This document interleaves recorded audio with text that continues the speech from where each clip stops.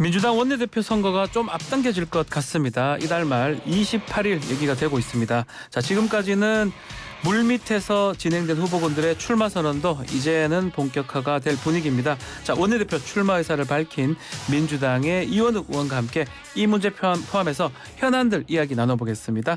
직접 나오셨습니다. 안녕하십니까? 안녕하세요. 자, 당 상황 이야기 하기 전에 현안 몇 가지 질문부터 드리겠습니다. 지금 외통위 소속이시잖아요. 네. 지금 미국의 도청 의혹 관련해서 대통령실은 위조라고 하고 미국에 전달할 입장 없고 한미 동맹 변수 안 된다라고 했는데 이거 어떻게 우리가 이해해야 됩니까? 미국에 더 이상 문제 제기하겠다 하지 않겠다 이렇게 들리기도 하고요. 한미 동맹이 우리나라가 외교 정책에서 취해야 될 가장 기본적이고 네. 중요한 거는 맞는데요. 근데 이제 미국의 도감청이라고 하는 거는 광범위하게 벌어지고 있다라고 하는 거는 이미 옛날부터 알려진 사실 아니겠습니까? 네네. 그런데 이번에는 이제 직접적으로 한국이라든가 프랑스, 이스라엘, 미국의 최고의 우방국에 대해서 도청, 감청이 이루어졌다라고 하는 것이 이제 그런 증거가 나오는데 미국 스스로도 그것이 도청 감청이 없었다라고 하는 얘기를 그렇죠. 명확하게 하지 않고 있습니다. 그러면 도청은 미국이 했는데 눈치는 한국이 보는 이런 모습은 좀 말이 안 된다고 보여지고요. 네. 그러니까 불법을 용인하느냐 안 하느냐라고 하는 문제에 대해서는 아무리 동맹국 관계라 하더라도 미국이 일차적으로 잘못한 거니까 그거에 대한 강력한 항의가 좀 필요하겠죠. 있어야 되는데 네. 그럼 지금 우리 의원님 말씀에 따르면 위조라는 거는 그 내용의 문제잖아요. 그렇죠. 도청 지금 안 했다는 식으로 지금 얘기를 하는데 도청 자체는 아주 불법적이고 좀 잘못된 거기 때문에 대통령실이 이거에 대해서 좀 강하게 대응을 해야 된다. 대통령실 태도가 지금 문제가 있다. 이렇게 보시는 겁니까? 물론이요. 그러니까 실제로 도감청이 광범위하게 벌어지고 네. 특히 우방국에 대한 도감청이 있었다라고 하는 거에 대해서 국민적 자존심이 완전히 무너지는 문제거든요. 그렇죠. 예. 그 문제에 대해서는 항의할 건 항의하고 또 동맹관계는 어떻게 하면 제대로 된 정상적인 동맹관계를 지켜나갈 것인가 네. 라고 하는 것들을 우리가 구분해서 봐야 될 문제가 있죠. 자, 민주당 입장에서는 진상 규명 좀 해보자라고 하는데 국민의힘은 이거 정치 공세다라고 하고 특히 대통령실이 민주당 용산 이전 관련해서 계속 네거티브 얘기를 하고 국민 선동한다 이렇게 얘기하는데 그 부분 어떻게 보십니까? 그러니까 사실 졸속 이전이라고 하는 거에 대해서는 네. 국민 모두가 다 인정하고 있는 거 아닌가 싶습니다. 그러니까 지금 정부 여당에서는 그 문제를 좀 덮고 졸속 이전이라고 하는 걸 덮고 네. 싶은 걸 텐데요. 그러니까 민주당의 문제 제기에 대해서 이렇게 표현합니다. 종북, 네. 종중이 일상화된 정당이다. 종북하고 종중. 네. 그리고 반국가 이적 단체와 민주당을 비교했습니다. 네. 그것이 실제로 할 말인가라고 하는 거에 대해서는 참 같은 정치하는 사람 입장에서도 자괴감 드십니까? 될 정도고요.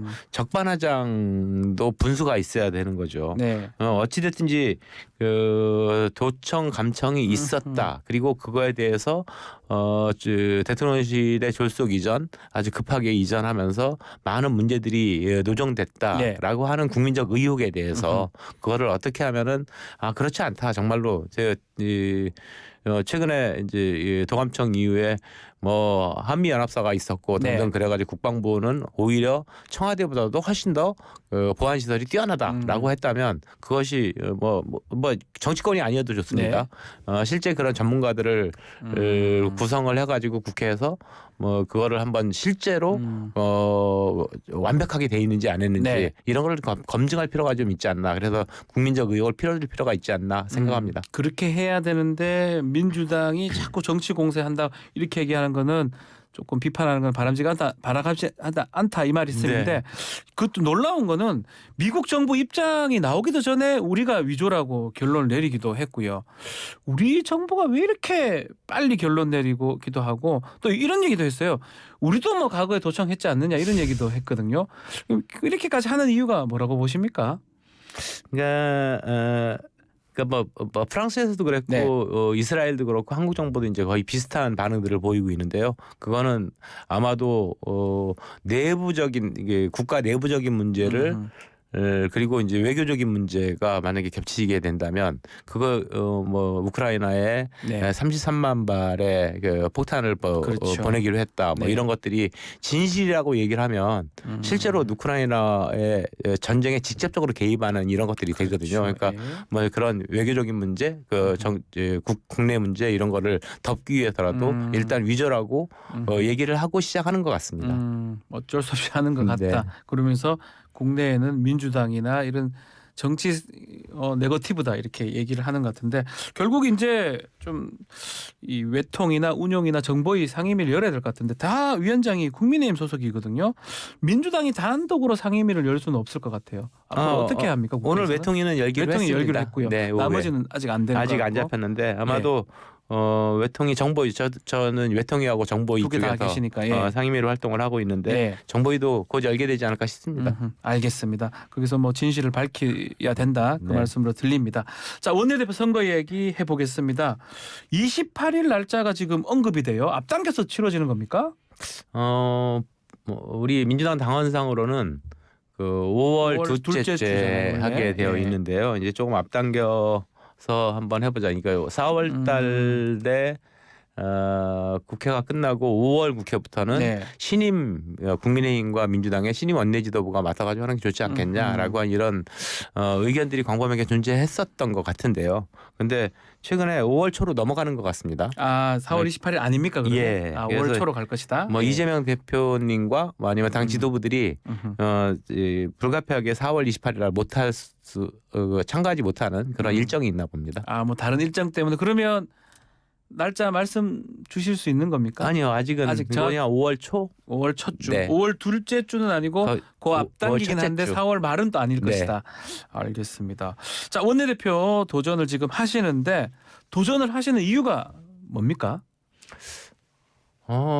민주당이 지금 그 국민의힘에 비해서요. 네. 지지도가 약간 높게 나오거나 뭐 네. 이렇게 나오긴 하고 있는데 최근에 나온 여론조사를 봐도 무당층이 민주당의 지지도를 앞서 있는 상황입니다. 네. 그러니까 국민의힘 대통령의 지지도가 30%를 왔다 갔다 하는 상황. 그리고 국민의힘이 저렇게도 못하고 있는데 네. 그 민주당의 지지도가 계속해서 정체 또는 약간 앞서는 상황이라고 하는 거는 아마도 국민들이 민주당에 대해서 야 저거 진짜 신뢰를 보내고 있나 실력이 있나 반사이익이 아니고 자기 스스로가 뭔가 제대로 된 정당의 모습 뭐 효용성을 보여주는 그러한 정당의 모습으로서 갖추고 있나라고 하는 그런 의문들이 있다고 저는 보여집니다. 무당층이 민주당보다 더 앞선 이유가 그런 이유다 이 말씀이네요. 네, 그래서 최근에 이제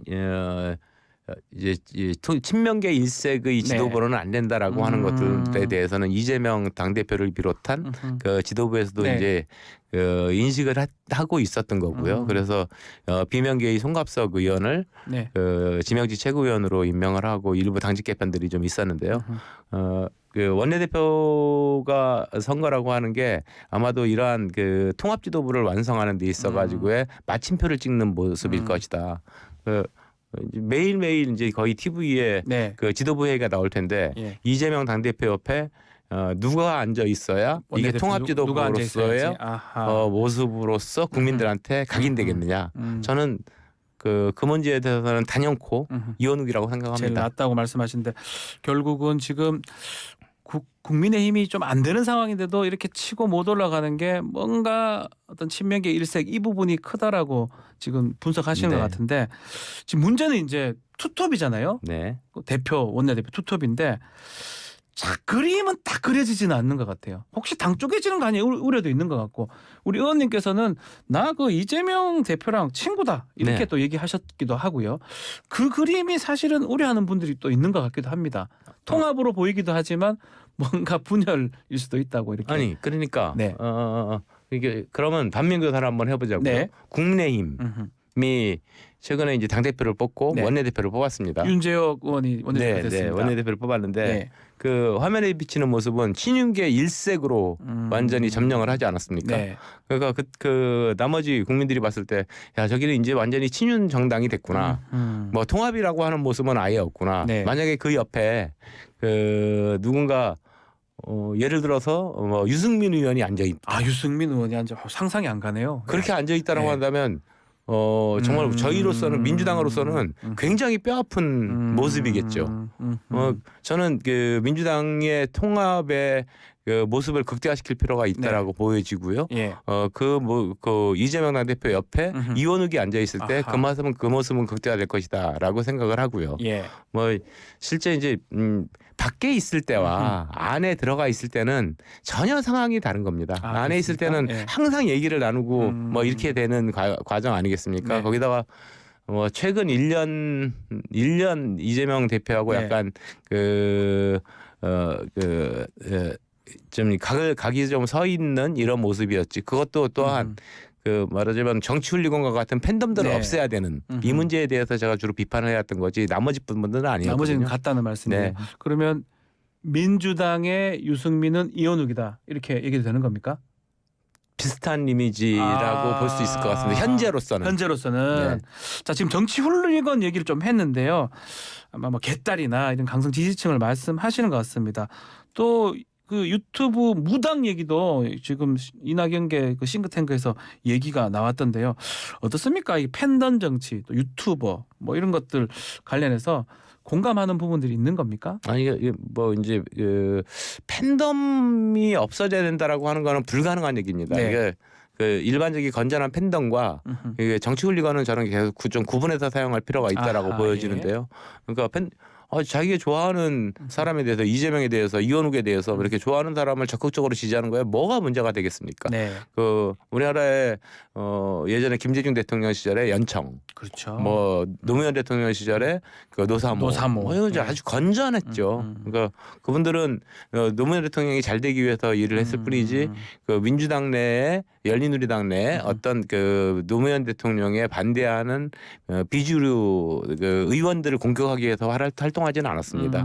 그러니까 그래서 이제 건전한 팬덤은 양성화돼야 되고 네. 그것이 훨씬 더 강해지면 강해질수록 좋다라고 저는 생각을 하는데요. 하는데 다만 그 뭐 유튜버들이 제 사진을 뭐 이렇게 예. 조작한다는 예, 둥, 예. 그다음에 말씀하셨죠. 정말 뭐 예. 가짜 뉴스를 막 유튜버들이 양산을 하는 이런 모습들은 지양해야 됩니다. 그러니까 그래서 뭐 이번에 유튜버 무당 뭐 이런 말씀을 한 거에 대해서 전체적인 기조에 대해서는 공감을 하지만 네. 다만 정치하는 사람들은요 제발 언어를 절제 있고 품격 있게 사용했으면 좋겠습니다. 정치하는 사람들은 네. 그래서 그 유튜버 무당이라고 하는 표현은 좀 그것 또한 아하. 그들을 악마화시키는 표현이거든요. 네. 네. 과한 표현이다 이렇게 말씀하셨는데 지금 최근에 참 초선 오영환 의원 젊은 정치인 오영환 의원이 불출마 선언을 했습니다. 이거는 뭐 개딸 같은 그런 어떤 극성 지지층 행태가 조금 영향을 미쳤다고 이렇게 봐야 되는 겁니까? 아닙니다. 어떻게 보십니까? 오영환 의원 스스로가 얘기했고 제가 알고는 오영환 네. 의원은 굉장히 강한 사람입니다. 아하. 예, 굉장히 강해서 그 정도를 못 이겨낼 사람은 아닌데요. 근데 평상시에 저하고 얘기를 나눠보고 이러면은 네. 그런 부분보다는 오히려 훨씬 더 고민했던 것이 이 정치 양극화.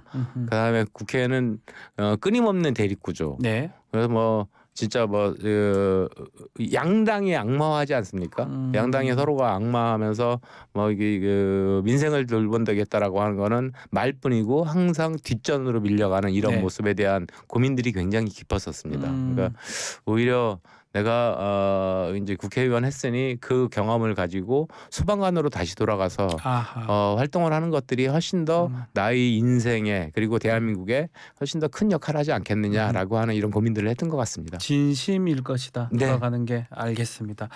자 원내대표 지금 나섰으니까 표 계산도 좀 해야 되잖아요. 사실은 원내대표는 뭐 의원들이 선출을 합니다. 어떻게 보면 반장 선거다 이렇게 얘기도 하기도 하는데 지금 개파로 그냥 굳이 분류를 하면 친명계가 한 30명, 40명 정도 또 친문이라고 읽혀지는 분들이 한 30명, 40명 중간에 한 80에서 한 100명 정도 이렇게 분석이 되고 있는데 결국은 지금 비명계 표에다가 중간까지 받아야 되는데 또 박광원 의원도 지금 출마할 것이다 얘기도 있고요. 또 겹치는 부분도 있고 어느 정도 좀 예상을 하고 계시는 겁니까? 뭐 의원들의 표심을 어떻게 네. 다 일일이 알겠습니까? 근데 저를 지지해주는 의원들은 굉장히 광범하게 있습니다. 그러니까 예를 들어 친명계에서도 그 안에도 있다는 겁니까? 그럼요. 예. 그다음에 비명계에서도 음흠. 있고 뭐 중간층에서도 있고 이런데요. 아마도 이제 그런 관측들은 하는 것 같습니다. 네. 그러니까 아까 우리 말씀하셨지만 이원욱이 되면 좀 뭐 불안한 거 아니야? 네. 뭐 이런 약간 쪼개지는 분위기 그렇죠. 아니냐 이런 얘기가 우려가 있거든요. 네, 그런 분위기 예. 그런 이제 우려가 아, 있는 건 사실인데 이원욱이 결선까지 올라오면 무조건 될 거다. 오히려 이원욱 표는 그 친명계 표까지 일부가 포함되어 있기 때문에 그 결선 경쟁력은 제일 강하다라고 제일 강하다. 하는 예. 이런 평가들도 또한 함께 공존하고 있는 것 같습니다. 자, 그렇다면 이제 뭐 이제 아직 가정이긴 하지만 원내대표가 된다 그러면 아마 가장 눈에 띄는 부분이 이재명 대표에 대한 추가 체포 동의안 이 부분이거든요. 국회에 이제 넘어오게 되면 그때는 어떻게 해야 됩니까? 원내대표면 정말 중요합니다. 왜냐하면 대표 본인 거니까 본인이 얘기하기보다는 이제 어떻게 보면 투탑인 원내대표가 지금 사실은 끌어가야 될 부분인데요. 그때 가서 생각해봐야 할 문제인데요. 예, 그러니까 아마 올 이재명 대표도 네. 뭐 총선 승리를 위해서라면 무슨 일이든지 할 수 있다라고 얘기를 하셨으니까. 네. 근데 저는요 그거보다도 더 중요한 게 사전에 더 중요한 게 여러 곳에서 수차례 말씀들을 드렸었는데 네. 그 반부패 수사 1부, 반부패 수사 3부, 네. 그 다음에 수원지검 네. 거의 한 100여 명의 검사가 달라붙어가지고 지금 100명이 그 1년이 넘는 기간을 이재명 대표에 대해서 수사를 해왔습니다. 예예. 근데 지난번 체포동의안도 그렇고 지금 수사가 진행되는 과정들을 봐도 그렇고 너무 물증이 없어요. 물증이 없다. 네. 예, 그런데요. 근데 그러니까. 체포 동의안에 그 가결 표가 꽤 많았잖아요. 민주당 이탈표가.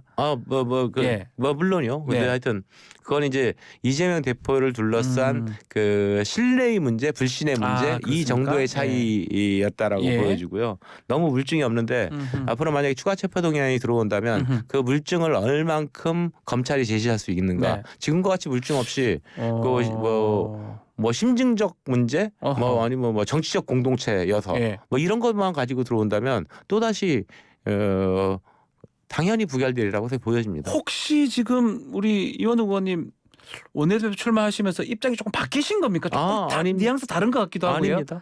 그대로입니까? 원래 그랬습니다. 원래 그랬다. 예. 물증이 만약 없다면 이거는 부결시키는 게 맞다. 네, 예전에 그러니까 지난번에도 비명계의 핵심 중진이라고 예. 하는 서른 의원님께서 예. 뭐 똑같은 말씀하셨죠. 그래서 아마도 이재명 대표가 결단을 할 수 있을 것이다. 근데 지금은 부결시켜 주자. 왜냐하면 뭐 거의 없는 거 아니냐. 그럼에도 많은 수의 이탈이 생겼지 않습니까? 그렇죠. 무효나 뭐 기권을 다 따져보면. 네, 그러니까 아까도 그건 말씀드렸듯이 이재명 대표에 대한 불신의 강도에 따라서 다는 것 같습니다. 신뢰하지 못했던 부분 때문에 그렇게 갔을 것이다 이거네요. 아까 이제 비명계가 뭐 한 그때 30-40명 정도가 이탈했으리다 이렇게 이제 분석을 하고 있는데 그렇죠. 실제 그러면 비명계가 30-40명뿐이 안 되겠는가? 아하. 훨씬 더 숫자는 많죠. 더 많은데. 예, 근데 그럼에도 불구하고 그래도 이재명 대표 체제를 지금은 인정을 하고 가야 돼. 왜냐하면 자칫 잘못하면은 검찰이 아무런 물증도 제시하지 못하는데도 불구하고 우리가 거기에 놀아나는 꼴이 될 거야라고 하는 그런 생각이 하나 있었고요. 예. 또 하나의 생각은 이재명 당대표를 우리가 몰아내는 듯한 모습으로 만약에 가버리면 이재명 당대표를 지지하는 아주 열성 지지자들을 오히려 놓치는 거 아니냐. 민주당 열성 지지자들. 강성이라기보다 열성 지지자들. 네. 놓치는 거 아니냐라고 하는 우려. 이런 것들이 이제 복합돼서 이른바 비명계 의원들도 꽤 많이 부결표를 던지게 된 거죠. 그렇다면 앞으로 이 다음 총선까지 이재명 체제로 가야 된다. 물증이 나오지 않는 이상 이렇게 보시는 거군요. 아니요, 그거는 이제 또 다른 겁니까? 뭐 여러 가지를 봐야 되겠죠. 이게 네. 여론조사 결과, 그다음에 실제로 민주당의 신뢰를 회복할 수 있느냐의 문제. 이게 항상 선거라고 하는 거는 그 상대가 있는 거잖아요. 그러니까 첫 번째가 그래서 지형의 문제인데 예. 지형이 우리 민주당한테 정말로 안 좋아져가지고 야 이번에 선거를 치르다 보면 완전히 서울적 수도권이 전멸하겠어라고 네. 하는 이런 우려들이 확산이 되고, 근데 그 원인이 이재명 당대표가 있어라고 한다면 이재명 당대표 스스로가 결단을 할 거라고 하는 그 생각이 맞는 것 같습니다. 스스로. 예. 아주 짧게 좀 오영환 의원 얘기도 좀 했지만 이 선거 때마다 나오는 386 용태론 그 입장은 어떻습니까? 짧게만 좀 답변 부탁드릴게요. 민주당이 운동권 출신이 과다 대표되어 있는 거는 맞는 것 많이 같고요. 좀 계시죠. 예. 네. 근데 그건 또 그만큼 개인적 경쟁력이 있다라고 하는 거거든요. 그래서 그 개인적 경쟁력을 무시하고 인위적으로 네. 뭐 나가라 마라라고 하는 거는 적절치 않아 보이고요. 예. 다만 꽤 많은 의원들이 아마도 그런 거에 대한 고민들을 하고 있을 것이고, 당장 그 386의 핵심이라고 하는 우상호 의원은 벌써 불출마 선언을 예. 했고요. 그런 개인적 결단들이 아마도 추가로 있지 않을까 싶습니다. 알겠습니다. 자, 오늘 말씀 여기까지 듣겠습니다. 이원욱 더불어민주당 의원과 함께했습니다. 감사합니다. 네, 고맙습니다. 1부 마치겠습니다.